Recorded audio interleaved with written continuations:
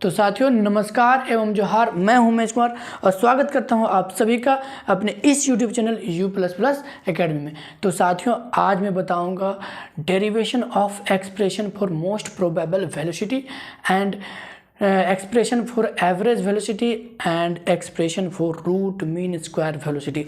तो चलिए आगे बढ़ते हैं और आगे बढ़ने से पहले जान लेते हैं आपका हालचाल। तो कैसे हैं आप सब? बोले तो एकदम झकास। तो चलिए आगे बढ़ते हैं। तो साथियों आज के लिए हमारा पहला टॉपिक है expression for most probable velocity, जिसको हम लोग अल्फा से डिनोट करते हैं। पहला क्या है? Expression for most probable velocity, जिसको हम लोग अल्फा से डिनोट करते हैं। अब मोस्ट प्रोबेबल वेलोसिटी होता क्या है? देखिए साथियों, क्या कहता है कि दिए गए टेम्परेचर पे फ्रैक्शन ऑफ मॉलिक्यूल्स का मैक्सिमम वेलोसिटी जो होता है वही हमारा होता है मोस्ट प्रोबेबल वेलोसिटी। याद रखिएगा साथियों, फ्रैक्शन ऑफ मॉलिक्यूल का मैक्सिमम वेलोसिटी, क्या बोल रहे हैं? मैक्सिमम वेलोसिटी जो होता है वही होता है मोस्ट प्रोबेबल वेलोसिटी, और इसको हम लोग अल्फा से डिनोट करते हैं। ठीक है साथियों, अब हम लोग यहाँ पे निकालेंगे मोस्ट प्रोबेबल वेलोसिटी का एक्सप्रेशन। ठीक है, तो चलिए देखते हैं क्या कहता है कि according to Maxwell's distribution of molecular velocity. जी हाँ साथियों, Maxwell's distribution of molecular velocity जो है हम लोग पहले ही पढ़ चुके हैं। ठीक है, तो उसके अनुसार हम लोग जानते हैं क्या कि होता है 1/n इंटू dnu/du। इसको हम लोग p भी बोल सकते हैं, इक्वल टू 4 m/2 RT का होल का पावर 3/2 e⁻⁻(mu²/2 RT/u²। और इसको हम लोग यहाँ पे पहला इक्वेशन ले लेते हैं। ठीक है, और ये इक्वेशन क्या है? इसको हम लोगों ने बहुत पहले पढ़ा है, क्या कि Maxwell distribution of molecular velocity होता है ये। ठीक है, अब हम लोग क्या करेंगे यहाँ पर, differentiating the equation 1 with respect to u। अब जो पहला इक्वेशन जो है, ऊपर वाला इक्वेशन, हम लोग इसको क्या करेंगे? डिफ्रेंशिएट करेंगे, और वो भी किसके रिस्पेक्ट में? तो u के रिस्पेक्ट में। ठीक है, तो आइए हम लोग डिफ्रेंशिएट करते हैं। तो यहाँ पर क्या लिखेंगे हम लोग? d/du, और यहाँ पर किसका डिफ्रेंशिएट करेंगे हम लोग? dn/n को डिफ्रेंशिएट, क्योंकि हम लोग डिफ्रेंशिएशन करने जानते हैं, हम लोगों ने 12th क्लास में जो है डिफ्रेंशिएशन पूरा पढ़ा हुआ है। तो क्या होता है? d/du हम लोग किसके रिस्पेक्ट में डिफ्रेंशिएट कर रहे हैं? u के रिस्पेक्ट में। तो d/du और किसका डिफ्रेंशिएशन करेंगे यहाँ पर? dn/n का, इसका डिफ्रेंशिएट करेंगे हम लोग। देखिए यहाँ से dn को यहाँ रहने देंगे और इसको n को यहाँ पे शिफ्ट कर देंगे, और d/du ये हो गया डिफ्रेंशिएशन के लिए डिनोटेशन। ठीक है, तो d/du, और इसके जगह पर हम लोग ये पूरा का पूरा इक्वेशन लिख देते हैं साथियों। ठीक है, तो d/du, और ये इसका चूंकि हम लोग इसको हम लोग डिफ्रेंशिएट कर रहे हैं, तो इसका वैल्यू क्या होता है? ये वैल्यू, तो इसके जगह पे हम लोग ये वैल्यू रखेंगे पूरा। तो ये d/du और इसके जगह पर ये पूरा का पूरा वैल्यू रख देते हैं। तो क्या होता है? 4πm/2 RT होल का पावर 3/2 e⁻⁻(mu²/2 RT/u²। अब इसको हम लोग क्या करेंगे? यहाँ पे डिफ्रेंशिएट करेंगे।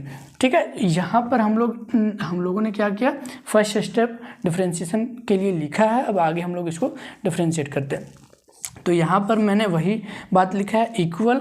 अब यहाँ पर देखिए क्या होता है कि डिफ्रेंशिएशन में हम लोगों को जो वेरिएबल का डिफ्रेंशिएशन करना रहता है, जो कांस्टेंट रहता है, उसको हम लोग बाहर निकाल सकते हैं। तो यहाँ पर अगर देखिएगा तो ये 4π और ये पूरा का पूरा जो है हमारा कांस्टेंट है, तो इसको कांस्टेंट के रूप में क्या करते हैं? बाहर कर देते हैं। तो 4π और ब्रैकेट m/2 RT और यहाँ पर होल का पावर 3/2, इसको कांस्टेंट के रूप में हम लोगों ने क्या किया? बाहर कर दिया। और फाइनली हमें डिफ्रेंशिएशन किसको करना है? तो d/du है। ठीक है, इसका हम लोग डिफ्रेंशिएशन करना है, किसका? e का पावर -mu²/2 RT/u²। इसका हम लोग को क्या करना है? डिफ्रेंशिएशन करना है, इसको डिफ्रेंशिएट। और इसको हम लोगों ने क्या किया? इसको हम लोगों ने कांस्टेंट के रूप में बाहर निकाल दिया। अब फाइनली हम लोगों को इसको डिफ्रेंशिएट करना है। ठीक है, तो अब हम लोग क्या करेंगे? ये जो पूरा वैल्यू है जिसको हम लोग डिफ्रेंशिएशन करना है उसको हम लोग क्या करते हैं, उसके इक्वल 0 रखते हैं। देखिए इस पूरे वैल्यू के इक्वल हम लोग क्या करते हैं, 0 रखते हैं। ठीक है साथियों, इस पूरे वैल्यू के इक्वल हम लोगों ने क्या किया, 0 इसलिए रखा है क्योंकि हम लोगों को मैक्सिमम वैल्यू प्राप्त करना है, मोस्ट प्रोबेबल वेलोसिटी यानी कि मैक्सिमम वेलोसिटी। तो मैक्सिमम वेलोसिटी को हम लोग प्राप्त करना है, इसलिए हम लोग क्या करेंगे, यहाँ से इसके इक्वल इस पूरे वैल्यू को हम लोगों ने यहाँ लिख दिया और इसके इक्वल क्या किया, 0 पुट किया। ठीक है, इसको इक्वल 0 पुट किया। अब यहाँ से क्या, जैसे ही 0 रखेंगे यहाँ पे तो ये कांस्टेंट है। अब चूंकि ये कांस्टेंट है इसीलिए इसको क्या करेंगे, इधर भेज देंगे। तो ये कांस्टेंट है, ये मल्टीप्लिकेशन में जैसे ये डिवीजन में जाएगा तो ये पूरा का पूरा 0 हो जाएगा। तो फाइनली मेरा क्या बच जाएगा, फाइनली मेरा ये बच जाएगा। तो ये वैल्यू हम लोगों ने यहाँ रखा है d/du और ब्रैकेट e⁻m⁻²/2RT.u²। ठीक है, अब बराबर 0 इक्वल टू 0। तो ये वैल्यू हमारा फाइनली बचा और इसका अब हम लोग जो है सो आगे सॉल्व करेंगे, आगे डिफ्रेंशिएट करेंगे। अब देखिए साथियों, यहाँ पे हमको डिफ्रेंशिएट करना है इसको, इस वैल्यू को जो है, इस वैल्यू को हमको डिफ्रेंशिएट करना है। तो डिफ्रेंशिएट कैसे करेंगे साथियों, तो देखिए हम लोग डिफ्रेंशिएशन जानते हैं क्या, कि कोई भी डिफ्रेंशिएशन में कोई भी दो फंक्शन अगर प्रोडक्ट में रहता है, गुना में रहता है, ठीक है, डिफ्रेंशिएशन में कोई भी दो फंक्शन, दो वेरिएबल गुना में रहता है, प्रोडक्ट में रहता है, तो हम लोग उसका डिफ्रेंशिएशन कैसे करते हैं। तो डिफ्रेंशिएशन का रूल होता है, प्रोडक्ट के लिए डिफ्रेंशिएशन का रूल होता है कि एक को बाहर दूसरे का डिफ्रेंशिएशन प्लस दूसरे को बाहर पहले का डिफ्रेंशिएशन। तो वही कह रहे हैं कि यहाँ पे जो है सो ये हम लोग ले लेते हैं पहला फंक्शन और ये इसको ले लेते हैं दूसरा फंक्शन। तो हम लोग क्या करेंगे, पहले को बाहर रखेंगे, पहले में कुछ नहीं करेंगे। तो पहला को हम लोगों ने क्या किया, बाहर रख दिया। ठीक है, पहले को बाहर, दूसरा का डिफ्रेंशिएशन करेंगे। तो पहले को बाहर कुछ नहीं किया, अब दूसरा का डिफ्रेंशिएशन करेंगे। तो u स्क्वायर का डिफ्रेंशिएशन करेंगे, वो भी u के रिस्पेक्ट में, क्या आएगा, 2u। ठीक है, समझ में आ गया। अब प्लस अब क्या करेंगे, दूसरे को बाहर करेंगे। तो दूसरा u स्क्वायर है तो इसको बाहर, अब इसका डिफ्रेंशिएशन करेंगे। ठीक है, अब इसका डिफ्रेंशिएशन करेंगे, किसका, इसका e⁻mu²/2RT। अब इसका डिफ्रेंशिएशन करेंगे, देखिए कैसे करेंगे। यहाँ पे ये चूँकि बहुत ही मतलब इसका डिफ्रेंशिएशन जो है हमें चेन रूल की मदद से करना पड़ेगा। कैसे, क्योंकि बहुत लंबा फंक्शन है, अलग है, तो हमें यहाँ से चेन रूल की मदद से करना पड़ेगा। तो क्या करेंगे हम लोग कि इस पूरे फंक्शंस को, देखिए इस पूरे फंक्शन को हम लोग डिफ्रेंशिएट करेंगे इसके रिस्पेक्ट में। चेन रूल क्या होता है, इस पूरे फंक्शन को डिफ्रेंशिएट करेंगे इसके रिस्पेक्ट में और इसको डिफ्रेंशिएट करेंगे u के रिस्पेक्ट में। यहाँ फिर से समझिएगा कि इस पूरे फंक्शन को हम लोग डिफ्रेंशिएट करेंगे इसके रिस्पेक्ट में और इसको डिफ्रेंशिएट करेंगे u के रिस्पेक्ट में। तो हमने क्या किया है कि जब e का पावर, देखिए यहाँ से इसको जब डिफ्रेंशिएट करेंगे, थोड़ा सा ध्यान से समझिएगा, हमने क्या बोला है कि इस पूरे फंक्शन को डिफ्रेंशिएट करेंगे इसके रिस्पेक्ट में। तो इस पूरे फंक्शन को इसके रिस्पेक्ट में डिफ्रेंशिएट करेंगे तो याद होगा साथियों, e का पावर x, ठीक है, का डिफ्रेंशिएशन होता है e का पावर x ही होता है। ठीक है, e का पावर x का डिफ्रेंशिएशन e का पावर x ही होता है। तो e का पावर समथिंग, तो e का पावर समथिंग का डिफ्रेंशिएशन क्या होगा, e का पावर समथिंग। तो e का पावर ये इसके ही रिस्पेक्ट में कर रहे हैं तो इसका डिफ्रेंशिएशन यही हो जाएगा। अब इसका डिफ्रेंशिएशन करेंगे हम लोग क्या, u के रिस्पेक्ट में। तो इसको हम लोगों ने अभी अलग रखा है, तो d/du और इसका डिफ्रेंशिएशन करना है, इसको डिफ्रेंशिएशन करना है, तो इसको हम लोगों ने अलग रखा है। आगे हम लोग इसका डिफ्रेंशिएशन करेंगे तो e = 0। आगे समझ में साथियों, ठीक है।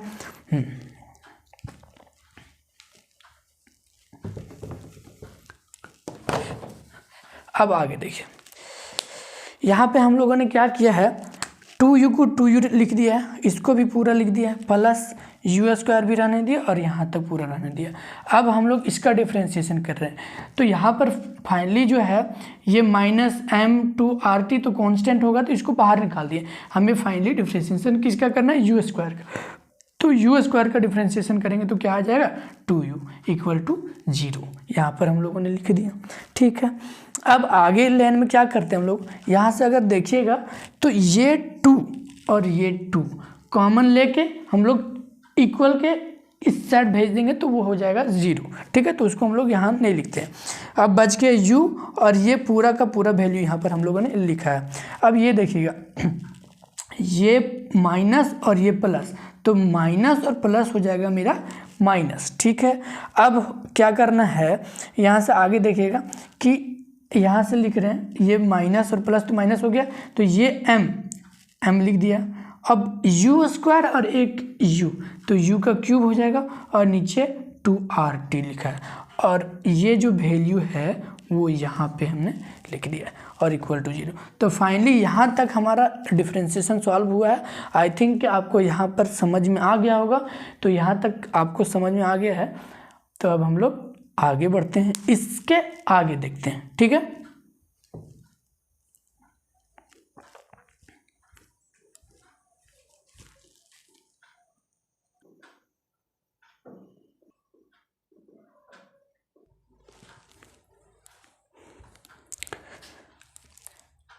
अब देखिए हम लोग कहाँ थे, हम लोगों का वैल्यू यहाँ तक आ चुका था। देखिए क्या है, u dot e minus e to the power minus m u square by 2RT minus m u का क्यूब बाई 2RT ई का power minus m u square by 2RT। तो यहाँ तक हम लोग वैल्यू ला चुके थे। अब इसके बाद देखते हैं, ठीक है। इसके बाद क्या है, अब हम लोग इसके बाद का क्या प्रोसेस करते हैं। देखिए यहाँ u है और यहाँ u, तो यहाँ से u हमने कॉमन निकाला और ये जो चीज़ है और ये जो चीज़ है वो सिमिलर है, तो वहाँ से भी हम लोगों ने क्या किया, कॉमन निकाला। तो बचा हमारे साथ क्या, यहाँ पे सारा चीज़ कॉमन आ गया, तो 1 माइनस यहाँ से क्या बचा, m बचा, u एक कॉमन निकाल चुके हैं, तो यह क्या बचा है यू स्क्वायर बाई 2RT और ये तो यहाँ से कॉमन निकाला जा चुका है, तो इज इक्वल टू हो गया हमारा 0, ठीक है साथियों। तो अब यहाँ से हम लोगों को सॉल्व करके ये आ चुका है, ये वैल्यू आ चुका है, ठीक है। अब क्या करते हैं, यहाँ से देखते हैं क्या कि 3 possible condition of this equation are, यानी कि इस इक्वेशन के लिए 3 पॉसिबल कंडीशन हो सकते हैं। कौन कौन से हो सकते हैं, तो वो है u इक्वल टू 0। अगर देखें u इक्वल टू 0 पहला पॉसिबल कंडीशन बन रहा है, दूसरा इसके इक्वल टू 0 दूसरा कंडीशन बन रहा है, ठीक है। तीसरा इस वैल्यू के इक्वल, तीसरा जो है ये जो है सो u इक्वल टू अल्फा होगा तब ये वैल्यू पॉसिबल होगा, ठीक है। अब तीसरा जो पॉसिबल कंडीशन है इसके इक्वल टू 0 हो जाएगा, ठीक है। तो इस इक्वेशन के लिए 3 पॉसिबल वैल्यूज़ जो है पॉसिबल है।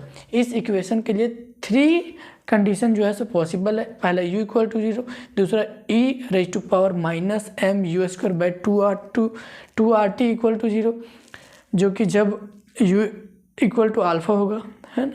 अब तीसरा कंडीशन ये है 1 माइनस एम यू का square by 2RT equal to 0, ठीक है। तो ये 3 कंडीशन है। अब आगे क्या कहता है कि the first 2 condition that is u equal to 0 and u equal to alpha corresponds to minima as there are no molecules having velocity 0 or infinity, hence third factor is valid। तो यहाँ पे कहा क्या आ रहा है साथियों, कह रहा है कि जो पहला कंडीशन है और दूसरा जो कंडीशन है वो हमें मिनिमम वैल्यू की ओर ले जा रहा है, ठीक है, जबकि हमें चाहिए मैक्सिमम वैल्यू। तो इसीलिए ये 2 कंडीशन हमारा जो है वो मान्य नहीं होगा, तीसरा कंडीशन मान्य यानी कि वैलिड होगा। तो अब हम लोग तीसरे कंडीशन के हिसाब से आगे बढ़ेंगे। तो तीसरा कंडीशन क्या था, 1 minus m u square by 2RT equal to 0। अब यहाँ से हम लोग क्या करते हैं, 1 को यहाँ रहने दिया और इस minus m u square by 2RT को इक्वल के इस साइड ले जाते हैं तो ये प्लस में हो जाएगा। अब यहाँ से अगर u का वैल्यू निकालें, यहाँ से अगर u का वैल्यू निकालें तो देखिए u अब यहाँ से क्रॉस हो जाएगा 2RT और बाई m, ठीक है। यहाँ से क्रॉस करके u स्क्वायर का वैल्यू निकालें तो m, ये 2RT इधर चल जाएगा और ये m ऐसे। देखिए थोड़ा सा अगर सॉल्व करते हैं, ठीक है, तो यहाँ पर क्रॉस करें तो 2RT, ठीक है, बाई m और यू स्क्वायर ऐसे बचेगा। ठीक है, ये डिवीजन में मल्टीप्लिकेशन में चल जाएगा और ये मल्टीप्लिकेशन में तो डिवीजन में चला जाएगा, तो ये वैल्यू आ जाएगा। और यहाँ से u को स्क्वायर को हटाएंगे तो ये अंडर रूट में पूरा का पूरा वैल्यू आ जाएगा। ठीक है, तो आगे क्या कहता है, this gives the condition for maximum in the distribution curve, hence corresponding value u is the most probable velocity alpha. तो चूंकि हमें ये जो कंडीशन है वो मैक्सिमम वैल्यू देता है, मैक्सिमम वेलोसिटी की ओर ले जाता है, इसीलिए यही जो कंडीशन है मान्य है, वैलिड है, इसीलिए हमारा ये जो u है वही हमारा क्या होगा, most probable velocity at. Finally हम लोग कह सकते हैं कि अल्फा इक्वल टू √2RT/m। तो यही हमारा क्या होगा, expression for most probable velocity. ठीक है साथियों, तो ये बात तो आपको समझ में आ ही गया होगा। ठीक है, तो अब हम लोग चलते हैं दूसरे टॉपिक और। ठीक है,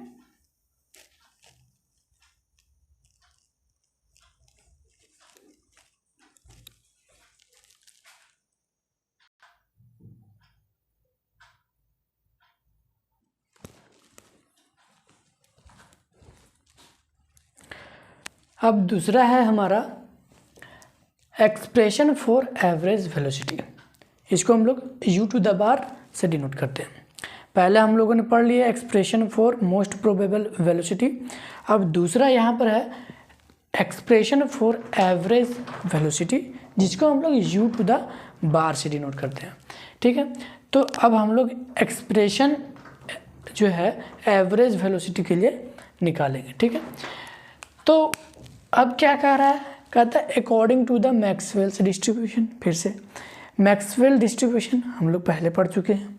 क्या होता है, dnu/n इक्वल टू 4πm2πRT का होल का पावर 3/2 e⁻⁻mu²/2RT.u²du। इसको हम लोग पहले क्वेश्चन ले लेते हैं। ये हमारा क्या, मैक्सवेल डिस्ट्रीब्यूशन। ठीक है साथियों, समझ में आ गया। अब क्या कहता है कि the average velocity can be obtained by integration between limit 0 to infinity then dividing it by the total number of molecules। ठीक है साथियों, तो हम लोग क्या करेंगे, जो एवरेज वेलोसिटी है उसको कैसे निकालेंगे, तो जो है u du को हम लोग क्या करेंगे, इंटीग्रेशन करेंगे, वो भी लिमिट 0 से इन्फिनिटी के बीच में, और इसको हम लोग डिवाइड करेंगे किससे, टोटल नंबर ऑफ मॉलिक्यूल से। क्या कह रहा है साथियों कि जो है the average velocity can be obtained, जो हमारा एवरेज वेलोसिटी है वो कैन बी ऑब्टेन्ड यानी कि ऑब्टेन किया जा सकता है बाय इंटीग्रेशन करके, वो भी लिमिट 0 से इन्फिनिटी के बीच में इंटीग्रेशन करेंगे। देन डिवाइडिंग, फिर उसके डिवाइड कीजिए किससे, the total number of molecule से। ठीक है, तो हम लोग क्या कर रहे हैं, यू डी यू को इंटीग्रेट कर रहे हैं 0 से इन्फिनिटी के बीच में, और हम लोग total number of molecule n से डिवाइड कर रहे हैं। ठीक है, और ये हो गया हमारा u⁴ एवरेज वेलोसिटी। देखिए यहाँ पर u⁴ को हम लोग एवरेज वेलोसिटी मतलब u⁴ ये हो गया हमारा एवरेज वेलोसिटी। इसके इक्वल हम लोग क्या लिख रहे हैं, integration 0 to infinity u du/n। यहाँ पर इसका इंटीग्रेशन कर रहे हैं लिमिट 0 से इन्फिनिटी के बीच में, और यहाँ से इसको डिवाइड कर रहे हैं number of molecule, total number of molecule n से। ठीक है, आगे क्या कहता है, substituting the value of D N U from the Maxwell distribution. अब जो डी एन यू का वैल्यू है वो हम लोग कहाँ से लेंगे, मैक्सवेल डिस्ट्रीब्यूशन से लेंगे। ठीक है, तो डी एन यू की वैल्यू निकाल लीजिए। तो डी एन यू ये जो है यहाँ पर डिवीजन में है, इधर जाएगा तो मल्टीप्लिकेशन में आ जाएगा, तो ये इनटू में आ जाएगा यहाँ पे। तो देखिए डी एन यू ये यहाँ पर आने दिए इक्वल। अब यहाँ पर क्या किया है, सबसे पहले देखिए यहाँ पे हम लोगों ने क्या किया कि ये जो n है नीचे, तो 1/n इसको हम लोग कांस्टेंट के रूप में बाहर निकाल दिया, 0 to इन्फिनिटी इंटीग्रेशन। अब इसका वैल्यू हम लोग लिख रहे हैं यहाँ से। ठीक है, तो u को u रख दिया। अब ये जो हमने जैसा कि बोला ये डिवीजन में, या क्योंकि डी एन यू का वैल्यू हमको पुट करना है, तो ये यहाँ पर जो मल्टीप्लिकेशन में तो ये इनटू में चल जाएगा। तो यहाँ से ये n फिर 4π, फिर ये वैल्यू और फिर ये वैल्यू, और यहाँ पर u² और du। तो फाइनल जो हमारा डी यहाँ पर से देखिएगा साथियों, जो डी एन यू का वैल्यू है, यानी कि डी एन यू के वैल्यू है, तो वो जो है सो हम लोग कहाँ से लिए, तो यहाँ पर एक सेकेंड थोड़ा सा इसको लिख दीजिए, डी एन यू, ठीक है। तो जो डी एन यू का वैल्यू है हम लोगों ने कहाँ से लिया है, मैक्सवेल के डिस्ट्रीब्यूशन से। तो यहाँ पर जैसे कि 1/n बाहर निकाल दिया कांस्टेंट के रूप में, 0 से इन्फिनिटी इंटीग्रेशन, u को यही रहने दिया, n यहाँ से आया, ये क्रॉस होके n यहाँ पर चल जाएगा, डिवीजन में है तो मल्टीप्लिकेशन में, तो ये n ले लिया और यहाँ से ये टोटल वैल्यू यहाँ रख दिया। ये वैल्यू किसके लिए, डी एन यू, और कहाँ से लाया, यहाँ से लाया, ठीक है। तो यहाँ तक बात आपको समझ में आ गया। अब क्या करेंगे, फिर से ये u to the bar equal, अब देखिए 1/n, यहाँ से n फिर से कांस्टेंट निकाल दिया, अब ये 4π भी कांस्टेंट है, इसको भी निकाल दिया, अब ये वैल्यू भी कांस्टेंट हो जाएगा, तो इसको भी बाहर निकाल दिया। अब जैसा कि साथी हम लोग इंटीग्रेशन पहले पढ़े हैं क्लास 12 में, और जानते हैं कि इंटीग्रेशन करते वक्त अगर कोई कांस्टेंट आता है तो क्या होता है, उसको हम लोग बाहर कर सकते हैं, बाहर निकाल सकते हैं। यानी कि इंटीग्रेशन जो है सो फंक्शंस का, वेरिएबल्स का किया जाता है और कांस्टेंट को बाहर रखा जाता है। तो साथियों यहाँ पर 1/n पहले से ही बाहर है, ये n कांस्टेंट के रूप में, ये 4π फिर से कांस्टेंट के रूप में, और ये वैल्यू भी कांस्टेंट के रूप में हम लोगों ने बाहर कर दिया। अब फाइनली हमें इंटीग्रेशन किसको करना है, 0 से इन्फिनिटी के बीच में इस वैल्यू को, यानी कि e⁻⁻m⁻2 RT, इसको अब बचा क्या, देखिए ये u और ये u स्क्वायर मिलकर हो जाएगा u³ और du। तो फाइनली हमें इंटीग्रेशन करने के लिए ये वैल्यू बचा, और ये कांस्टेंट के रूप में हम लोग बाहर निकाल दिए। यहाँ से n से n हम लोग क्या करेंगे, कैंसिल कर देंगे, ठीक है साथियों।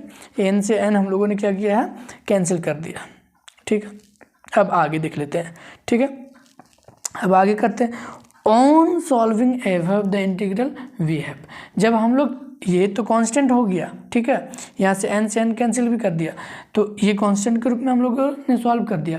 अब इस इंटीग्रेशन को जब सॉल्व करेंगे तो देखिए ये जो है सो, देखिए n से n कट गया, खत्म, 4π की लिख दिया, और ये जो कांस्टेंट वैल्यू है यहाँ पर हम लोगों ने लिख दिया, ठीक है। अब चूंकि हमको इसका इंटीग्रेशन करना पड़ेगा, तो जब इसका इंटीग्रेशन करेंगे साथियों, तो जो हमारा वैल्यू आएगा वो इतना आ जाएगा, 2RT/m होल का स्क्वायर to 1/2, ये वैल्यू आएगा साथियों। अब बोलिएगा आपने इंटीग्रेशन तो करके दिखाया नहीं, तो साथियों अगर मैं यहाँ पे इंटीग्रेशन करूँगा तो काफ़ी लंबा हो जाएगा, इसीलिए हमने यहाँ पर इंटीग्रेशन नहीं किया, इंटीग्रेशन करके डायरेक्ट वैल्यू लिख दिया है। तो आप क्या कीजिएगा कि आप इंटीग्रेशन करके देखिएगा, कैसे करना है इंटीग्रेशन मैं बता देता हूँ। देखिए इंटीग्रेशन करने के लिए आप लोग जो है क्या कीजिएगा, इतना के इक्वल x² पुट कर लीजिएगा, ठीक है। उसके बाद फिर ये जो है इंटीग्रेशन बाय सब्स्टिट्यूशन मेथड से पहले बनेगा, तो इसके लिए क्या कीजिएगा, पहले x² इसके इक्वल टू पुट कीजिएगा, फिर डिफ्रेंशिएशन करके वहाँ से उसका वैल्यू पुट कीजिएगा, उसके बाद फिर फाइनली चूँकि ये डेफिनेट इंटीग्रेशन है, तो डेफिनेट इंटीग्रेशन का प्रॉपर्टी का यूज करके इसका फाइनल वैल्यू मेरा ये आएगा साथियों। तो ये आप इंटीग्रेशन करके देखिएगा, अगर यहाँ पर मैं इंटीग्रेशन नहीं कर रहा हूँ, डायरेक्ट इंटीग्रेशन करके वैल्यू लिख रहा हूँ, ठीक है। तो यहाँ तक साथियों समझ में आ गया होगा। फिर यहाँ तक क्या है, आई थिंक आपको यहाँ तक समझ में आ गया होगा। अब जो है सो हम इसके आगे देखते हैं, ठीक है।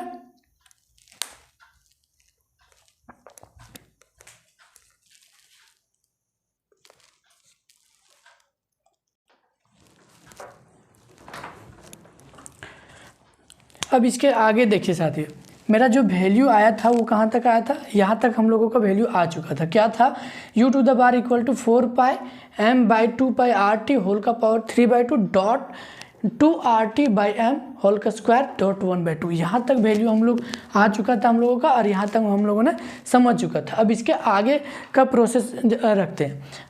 अब इसके आगे का प्रोसेस करते हैं। क्या होता है, u⁻⁴ = 4π। अब यहाँ पर क्या किया साथियों, देखिए ये जो 3/2 पावर है वो इसके साथ भी डिस्ट्रीब्यूट होगा और इसके साथ भी, और इन चारों के साथ ये जो 3/2 पावर डिस्ट्रीब्यूट होगा। तो क्या किया हमने, 1/π का पावर 3/2 को अलग कर दिया, उसके बाद फिर m/2RT का पावर 3/2 अलग रखा, फिर ये 1/2 को इधर लिख दिया और बाकी इधर लिख दिया है 2RT/m का होल स्क्वायर। ठीक है, यहाँ तक आपको समझ में आ गया साथियों। अब क्या करते हैं, देखिए u² इक्वल टू, यहाँ से ये काट दिया, 2 दूना 4 हम लोगों ने काट दिया है, तो यहाँ पर बच गया 2। ठीक है साथियों, अब यहाँ से देखिएगा कि यहाँ पर पाई है और यहाँ पर 1/π⁴ है। तो इस पाई से इस पाई को कैंसिल करेंगे तो कितना बार में कटेगा, तो 3/2 में आप लोग ये घटा दीजिए 1, तो कितना आ जाएगा साथियों, ये बच जाएगा 1/2। ठीक है, ये 1/2 बच जाएगा। ठीक है, तो वहाँ पे इसीलिए हम लोगों ने क्या किया, π⁴ लिया है। ठीक है, अब आगे देखते हैं यहाँ पे। ठीक है, अब इसको देखिए, यहाँ पर क्या है साथियों, अगर इन दोनों को सॉल्व करें तो कैसे आएगा, सो देखिए m⁴ है और यहाँ पर 2RT है। ठीक है, यहाँ पर 2RT का होल स्क्वायर है और यहाँ पर m का स्क्वायर है। ठीक है, अगर इससे इसको कैंसिल करें तो यहाँ पर क्या बचने वाला है, ये 3/2 है और ये 2 है, तो 3/2 में अगर हम लोग 2 को घटाएंगे तो कितना बचेगा, 1/2। ये बचेगा कि नहीं साथियों, तो यहाँ पर हम लोगों ने क्या बचा लिया है, यहाँ पे हम लोगों ने बचा लिया है 3/2 में हम लोग 2 को घटाते हैं तो यहाँ पर साथियों ये m का पावर 1/2 नीचे बच जाता है, ये ध्यान में रखिएगा साथियों, m का पावर 1/2 नीचे बच जाता है, अगर देखिएगा तो। ठीक है, यहाँ पे अब क्या है, जस्ट वेट, हाँ थोड़ा सा फिर से समझिए साथियों, फिर से समझिए इस बात को, फिर से समझिए। यहाँ पर m का पावर 3/2 और यहाँ पर 2RT इंटू, ठीक है, यहाँ पर भी 2RT और यहाँ पर m, ये स्क्वायर में है, ये भी स्क्वायर में, और ये 3/2 इसका पावर। ठीक है साथियों, अब इस 3/2 से इस यहाँ भी m, यहाँ पर भी m, इसको कैंसिल कर रहे हैं, तो कैंसिल करने पर यहाँ पर मेरा कितना बचने वाला है, यहाँ पर देखिए 2 में हम लोग घटाते हैं 3/2 तो क्या आ जाएगा, ये 4 - 3/2, तो यहाँ पर आ जाएगा साथियों 1/2, यानी कि m का पावर 1/2 बचने वाला है साथियों। ठीक है, अब ऊपर इसको कैंसिल कीजिए, यहाँ से इसको कैंसिल करेंगे तो फिर से वही बात, सेम कट जाएगा, तो 2 में से 3/2 कैंसिल करते तो कितना आ जाएगा, 4 - 3/2 = 1/2, यानी कि 2RT का पावर फिर से यहाँ पर 1/2 बचने वाला है साथियों। ठीक है, तो यहाँ से हम लोग इसको कैंसिल किए तो यहाँ पर m का पावर 1/2 बचा, इससे इसको कैंसिल किया तो 2RT का पावर 1/2 बचा। ठीक है साथियों, तो यहाँ पर देखने वाली बात है, तो ये आ गया फाइनली, ये आया, तो वही बात यहाँ से ये आपको समझ में आ गया था 2RT/m, और पूरे का जो है यहाँ पर से फिर से 2RT। अब चूंकि दोनों में पावर सेम है तो इसीलिए हम लोग क्या कर सकते हैं, इसको इस तरह से लिख सकते हैं साथियों, कॉमन पावर को कॉमन कर सकते हैं, तो यहाँ पर ये वैल्यू आ गया। यहाँ तक समझ में आ गया आपको, बिल्कुल समझ में आ गया होगा। अब u⁴ इक्वल टू, अब यहाँ पर हम लोग क्या किए, इस 2 को ले जाते अंदर, तो अंदर ले जाने के लिए इसका स्क्वायर करना पड़ेगा, तो इसका स्क्वायर करेंगे तो 4 दूना 8 हो जाएगा और RT। ठीक है साथियों, और यहाँ पर भी पावर 1/2 और यहाँ पर भी पावर 1/2 देखिए डिस्ट्रीब्यूट होगा, तो इसको भी अंदर ले जाएंगे तो सिर्फ πm और पूरे का पावर 1/2 साथियों। ठीक है, और फाइनली जो हमारा u⁴ इक्वल टू आ जाएगा, इस पावर को अंडर रूट में चेंज करेंगे तो 8RT/πm, तो यही हमारा साथियों क्या हो जाएगा, expression for average velocity. I think कि ये आपको समझ में आ गया होगा। अब हम लोग अगले तीसरे टॉपिक के और बढ़ते हैं, दैट इज़ हमारा expression for root mean square velocity. ठीक है साथियों, अब आगे बढ़ जाते हैं।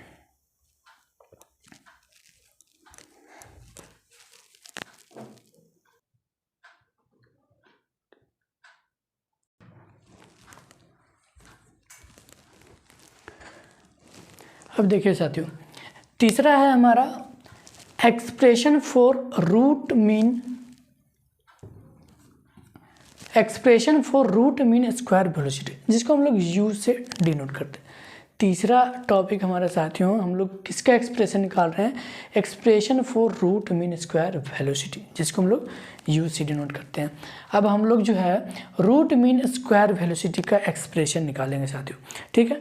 तो फिर से क्या कहता है, according to Maxwell's distribution, Maxwell distribution जैसे कि हम लोग पहले पढ़ चुके हैं, क्या है कि dnu/n इक्वल टू 4πm/2πRT का पावर 3/2 e⁻m⁻²/2RT डॉट u²du, ठीक है। ये हमारा क्या हो गया साथियों, मैक्सवेल्स डिस्ट्रीब्यूशन, और इसको हम लोग ले लेते हैं इक्वेशन 1।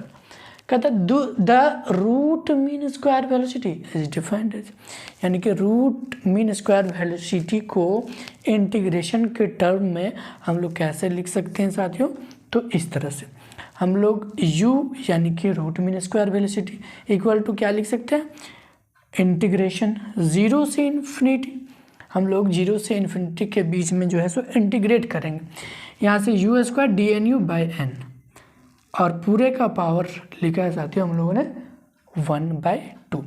तो इस तरीके से हम लोग जो है रूट मीन स्क्वायर वेलोसिटी को इंटीग्रेशन के टर्म में डिफाइन कर सकते हैं, लिख सकते हैं, ठीक है। अब हम लोग इधर से अगर रूट यानी कि 1/2 पावर को हटाएंगे तो इधर क्या आ जाएगा साथियों, स्क्वायर, तो इक्वल टू हम लोग लिख सकते हैं ये 1/2 ये 1/n जो कांस्टेंट है उसको हम लोग बाहर कर देते हैं, फिर से क्या करेंगे 0 से इन्फिनिटी इंटीग्रेशन करेंगे और u² dnu लिखेंगे साथियों। आगे let us calculate the value of u², substituting the value of dnu from equation 1। अब हम लोग क्या कर रहे हैं साथियों, हम लोग जो है u² का वैल्यू कैलकुलेट करते हैं, इस u² का वैल्यू जो है हम लोग कैलकुलेट करेंगे, और यहाँ से जो dnu का जो वैल्यू ऑफ dnu है वो कहाँ से लिया जाएगा, कहाँ से सब्सटीट्यूट करेंगे, दैट इज़ फ्रॉम इक्वेशन 1 से, यानी कि u² का वैल्यू हम लोग निकालने जा रहे हैं, और जहाँ हम लोग dnu का वैल्यू हम लोग इक्वेशन 1 से लेंगे साथियों, ठीक है। तो u² इक्वल टू 1/n हम लोगों ने क्या किया, बाहर निकाल दिया, 0 to इन्फिनिटी इंटीग्रेशन कर रहे हैं, u² को u² रहने दिया। अब dnu का वैल्यू साथियों, dnu का वैल्यू हम लोग कहाँ से लेंगे, तो इक्वेशन फर्स्ट से, तो dnu का वैल्यू निकालिए। तो जब dnu का वैल्यू निकालेंगे तो ये जो है क्रॉस होके यहाँ पर आ जाएगा, इस तरह से ऐसा करें तो यहाँ से dnu इक्वल टू क्या हो जाएगा, ये n क्रॉस होकर यहाँ चल जाएगा, तो ये पूरा का पूरा वैल्यू जो है साथियों हम लोगों ने u² के बाद ई dnu का वैल्यू, इस पूरा ये जो पूरा वैल्यू है हम लोगों ने यहाँ लिख दिया है, हम लोगों ने ये पूरा वैल्यू यहाँ लिख दिया, क्या n 4πm/2πRT का होल का power 3/2 dot e⁻m⁻²/2RT dot u² du, ठीक है साथियों। अब यहाँ से हम लोग क्या करते हैं, देखिए u² equal to 1/n constant बाहर है, यहाँ से फिर से n कांस्टेंट के रूप में बाहर निकालते हैं, और फिर से 4 कांस्टेंट के रूप में बाहर निकालते हैं, और ये पूरा का पूरा वैल्यू भी कांस्टेंट होगा, तो इसको भी हम लोग बाहर निकाल सकते हैं साथियों।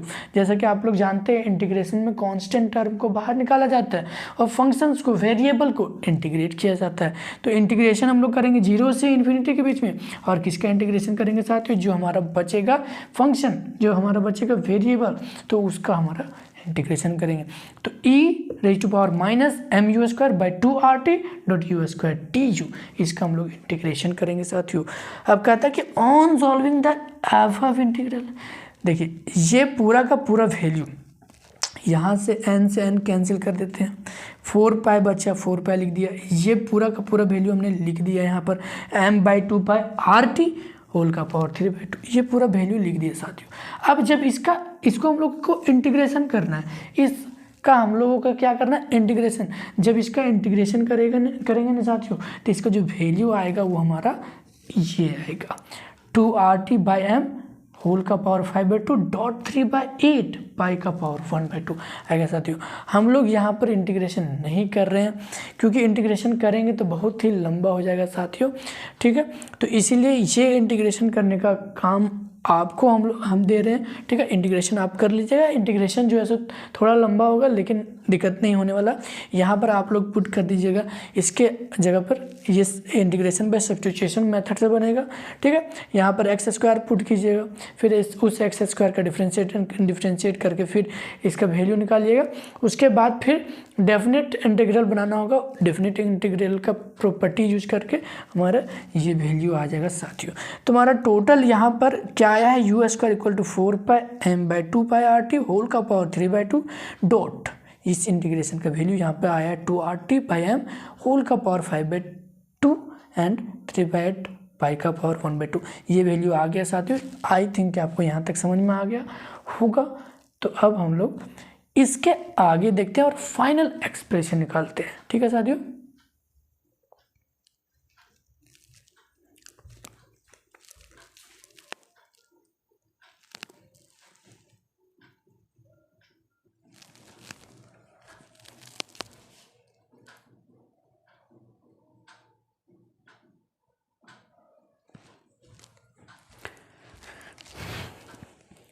अब हम लोग आगे देख लेते हैं साथियों, इसके फाइनल वैल्यू की ओर देखते हैं क्या आता है।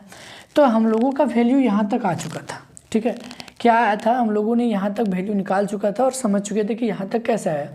तो u square equal to 4πm/2πRT whole का पावर 3/2 डॉट 2RT/m होल का पावर 5/2 डॉट 3/8 और पाई का पावर 1/2। यहाँ तक वैल्यू आ चुका था साथियों। अब इसके आगे देखते हैं क्या प्रोसेस करते हैं। तो यू स्क्वायर इक्वल टू 4π। अब यहाँ से क्या करते हैं साथियों कि ये जो 3/2 पावर है इसके साथ और इसके साथ दोनों के साथ डिस्ट्रीब्यूट करते हैं। तो जैसे ही डिस्ट्रीब्यूट करेंगे तो हम लोग m/2RT इसको होल का पावर 3/2 इसको अलग कर लेते हैं और यहाँ पर सिर्फ पाई रखते हैं। पाई का पावर 3/2 इसको अलग कर लेते हैं, ठीक है। समझ में आ गई बात। अब बाकी बात यहाँ से 2RT/m 5 होल का पावर 5/2 डॉट 3/8 और पाई का पावर 1/2 यहाँ सिमिलर वैल्यू हमने लिख दिया, ठीक है। अब क्या किया, ये 4 दूना 8 हम लोगों ने काट दिया, ठीक। अब देखेंगे क्या कि ये पाई और ये पाई मिलके हो जाएगा पाई का पावर 3/2, क्योंकि पाई का पावर यहाँ पर 1 और यहाँ पर 1/2। तो 1 और 1/2 जोड़ेंगे तो आ जाएगा 3/2, ठीक है साथियों। 1 और 1/3 तो ये पाई और ये पाई मिलकर हो जाएगा पाई का पावर 3/2 और ये दोनों पाई मिला के और यहाँ पर ये पाई पूरा कट जाएगा। अब जो फाइनल वैल्यू मेरा बचेगा सो देखिए नीचे लिखते हैं यू स्क्वायर इक्वल टू 3 बचा और नीचे 2 3/2, ठीक है। ये पूरा का वैल्यू m/2RT होल का पावर 3/2 हमने लिख दिया। अब इसको क्या किया है, थोड़ा सा आसान बनाने के लिए इसको उल्टा कर दिया, m को ऊपर और 2RT को नीचे लिख दिया। तो ऐसा करेंगे तो क्या हो जाएगा, जो हमारा पावर पॉजिटिव है वो नेगेटिव हो जाएगा, ठीक है साथियों। यहाँ पर इसलिए किया ऐसा ताकि सॉल्यूशन को आसान बनाया जा सके, ठीक है। अब क्या है, यहाँ से यू स्क्वायर इक्वल टू 3/2। अब यहाँ से देखिएगा ये हमारा बेस सेम तो बेस सेम तो गुना में पावर क्या होता है, घटता है। बेस सेम होता है तो गुना में पावर क्या होता है, घटता है। तो 3/2 और यहाँ पे क्या करेंगे कि घटाएंगे। देखिए साथियों 3/2 तो गुना में पावर, सॉरी साथियों, बेस सेम तो गुना में पावर क्या होता है, जुट जाता है। तो यहाँ पर क्या करेंगे 5/2, 3/2 प्लस माइनस 5/2 इक्वल टू करेंगे तो कितना आ जाएगा साथियों। यहाँ से अगर देखिएगा तो कितना आएगा 3 और माइनस, ठीक है, 5 यानी कि -2/2 यानी कि -1 आ जाएगा साथियों। तो क्या आ जाएगा 3/2 m का पावर 2 और 2RT और यहाँ पर कितना बचा पावर में -1, ठीक है। समझ में आ गया साथियों। फिर से आगे देखते हैं यू स्क्वायर इक्वल टू 3/2 और यहाँ पे हमारा अब क्या करते हैं कि फिर से पावर को पॉजिटिव बनाने के लिए फिर से उल्टा कर देते हैं। तो 2RT/m पावर जो नेगेटिव था पॉजिटिव हो गया, तो 1 को नहीं लिखेंगे तो कोई फर्क पड़ने वाला नहीं है, ठीक है। अब यहाँ से ये 2 से 2 कैंसिल कर दिया साथियों, तो यू स्क्वायर इक्वल टू बचा 3RT, यहाँ से 3RT/m। अब फाइनली हम u का वैल्यू निकालेंगे तो क्या आ जाएगा, स्क्वायर हटाएंगे इधर रूट में आ जाएगा तो √3RT/m। तो ये जो वैल्यू आया है साथियों, ये हमारा आया है expression for root mean square velocity.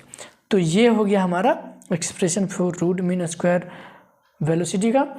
तो आई थिंक कि ये जो सारा चीज़ आज जो मैंने समझाया, तो ये वीडियो लंबा ज़रूर हुआ है, लेकिन मुझे लगता है कि आपको समझ में आना चाहिए।